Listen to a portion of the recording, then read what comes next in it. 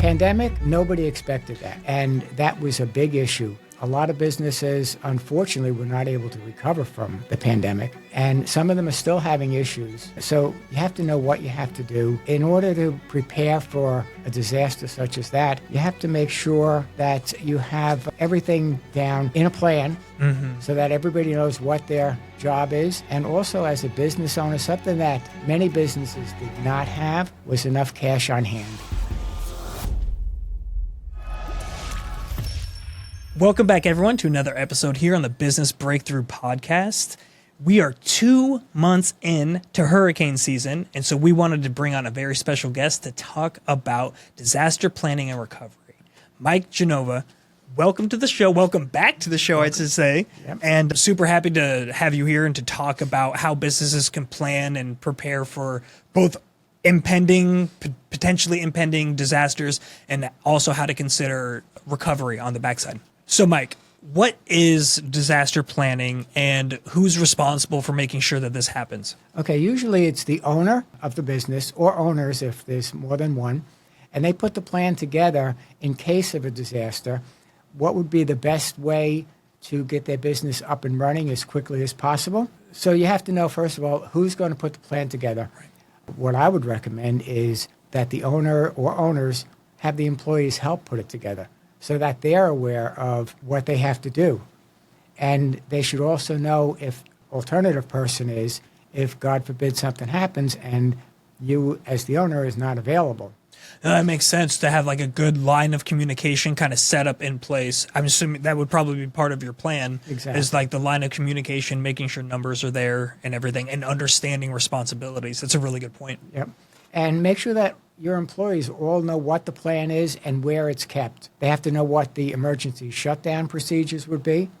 And there should also be a contact list of all your employees and let them know where that list is. Aside from just the employees, you've got to know where the police department phone number is, the fire department, the SBA, or the SBDC, because we can help you get your business up and running again. Everybody has to know what their responsibility is during a disaster and what are the critical services and functions of your business so that you do have the right contacts, because you really don't know what the potential disaster could be. It could be natural, such as a flood, hurricane, or a pandemic, or it could be a man-made issue, disaster, such as a power failure, or as we had last week with the internet. There was an issue where the airlines, they had so many canceled flights. We even had an issue here with our computers. Yeah, I had issues on my own flight getting back up here due to those failures as well. And so, yeah, it's really important to consider all of these different types. So are these listed out in the plan? So you almost have different sub-plans within your plan that says, in case of hurricane, this is our plan. These people are responsible for this. These people are responsible for that. And then you kind of walk through these different foreseeable disasters that could be coming. Right. I mean, the pandemic, nobody expected that. Right. And that was a big issue. A lot of businesses, unfortunately, were not able to recover from the pandemic. And some of them are still having issues. So you have to know what you have to do. Again, in order to prepare for a disaster such as that, you have to make sure that you have everything down in a plan so that everybody knows what their job is. And also, as a business owner, something that many businesses did not have was enough cash on hand. In case your business is closed for any period of time, what do you do? That's such a good point, because a lot of times when I first think of disaster planning, I'm thinking of everything that you said up to this point, where these people are responsible for this. This person's responsible for reaching out to our customers to let them know the situation, keep them updated. Right. This person's responsible for getting in touch with like local law enforcement or the requisite party that would be involved with that particular issue or disaster. But the financial piece and making sure that you're liquid to the point where you could survive liquid for a couple of months or whatever your business decides is appropriate. That makes a ton of sense. And fortunately, the government did assist with PPP to keep your employees paid during the pandemic. Also, a lot of employers, they had to furlough their employees or let them go. And after the disaster, they may have found another job. They're not going to come back to you. And that's an issue now with a lot of businesses, is they don't have enough employees. Right.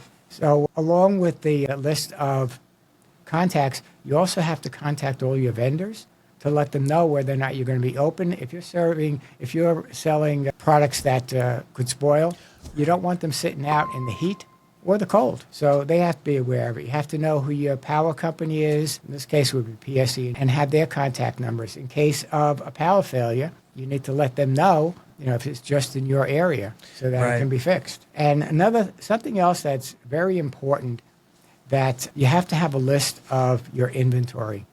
And you should keep all of your receipts just in case of a disaster such as a hurricane. After Sandy, a lot of businesses did not have their receipts, and the insurance company was not going to cover anything that you didn't have a receipt for. Wow. And I think it brings a good point up to the idea of almost redundancy when it comes to tracking and storing information. So if you have your disaster plan, you can have it physically there on site, but you would also have it on some sort of a shared drive that your company uses, and have all of these things listed there. And if you have that where people can access it outside of the physical location in which you're operating, it also, in that plan, like you already said, you're going to have those lists of responsibilities, so each person can go in, even if they're not super familiar, because it was all of a sudden, they can go in there like, okay, yes, I'm responsible for this. And the owner can do the same thing. They go in there and then they reach out to each of the responsible parties, like, hey, I just want to make sure you knew this is it. Here's the document again, because I can send it to you. And then the same kind of shared document space, you can have your receipts all there ready, and just make a good practice of having that. Right, and also keep any paperwork off the ground. In case of a flood, a lot was destroyed during Sandy because they were kept in a file cabinet that was close to the ground. Should be at least 5 or 6 feet off the ground. Have it not just thrown into a file, have it sorted properly and filed properly. It's not fun to do it while you're doing it, but man, does that come in handy when disaster strikes. Right, and also any insurance information.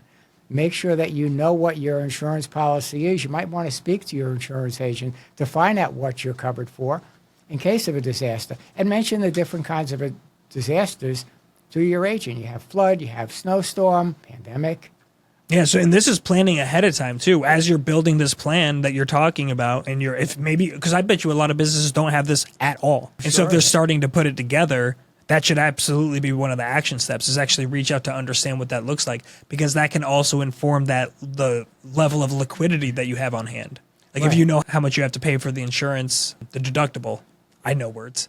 So you know how much that is, and you know how much you're paying out in monthly payments to your employees. Then that helps to form the idea of, because a lot of people say, well, how much money should I have? Like, a couple of months expenses. Okay, what does that mean exactly? And the insurance should be included as part of that. Exactly. And you should update this plan periodically, because people come and go. Your employees might leave. You might get new employees in. So you have to have all their contact information updated, and take out the information for your employees that you don't have anymore. I love what you're saying. It all makes so much sense. And especially you go back to assigning the roles of responsibility. So who's responsible for updating the plan when when new people are brought in, new hires, and when people are let go or when they move on to another job? That should be pinpointed too as a responsibility for somebody.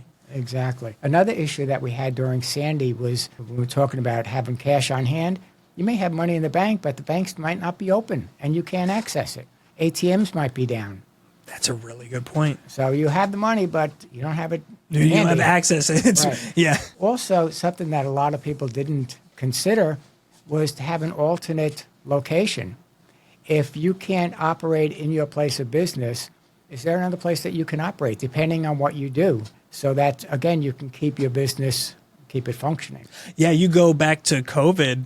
And I remember, not right off the bat, but as people were starting to adjust and they figured out what was going on, I remember I had somebody, I don't know if this was legal or not. It was a long time ago, and I won't mention any names. Okay. But I remember there was a barber that drove out to our house and gave me a haircut. And I was in the Army at the time, so I needed to get haircuts. But you couldn't go anywhere. You couldn't go to a barber shop. So again, it goes to that, even thinking outside of the box. You don't need to have a duplicate location of your storefront somewhere else, but how else can you operate if this goes down to keep business flowing during that time? Exactly. I mean, just as you update your business plan, disaster recovery plan should also be updated periodically. Things may change. You might get in a new product line, and you want to be able to continue with that. Absolutely. In case of a disaster. Well, and then when you think about adding more employees, like it's just, you're not always going to stay at whatever 6, 12 employees. If your business is starting to grow and expand, you're getting more people, and that's going to adjust a lot of your figures and numbers financially and everything else that you have to consider for that planning. So you have to keep that updated. Yeah. Remember that the SBDC is here to help you. So if you have any questions, you can always reach out to our office. You can reach out to me directly. We have a very nice handbook on the procedures. It's a little bit more in depth than what we're giving you here. Just reach out and we can send you a copy. That's powerful. Yeah, reach out. And so if you're in the area, if you're in New York, reach out to us here at Farmington, reach out to Mike. He's got all of the resources on hand. There are SBDCs across the nation, so you can reach out to them and they'll have their own same kind of material and resources. So yeah, absolutely. SBDC, SBA, they're here for you and your business. And if you want help even to build it, obviously, like Mike said, we have the resource sheet, but also just working and taking a kind of template and applying it to your business. If you want someone to help you walk through it, we got Mike. This is true. This is true. Because remember that disasters can affect your business. Sometimes they can be deadly and they can cost you a lot of money. If you're prepared for them, you can minimize the cost and the issues to keep your business solvent and running. Absolutely. Beautiful. Thanks, Mike. I appreciate it. That was great.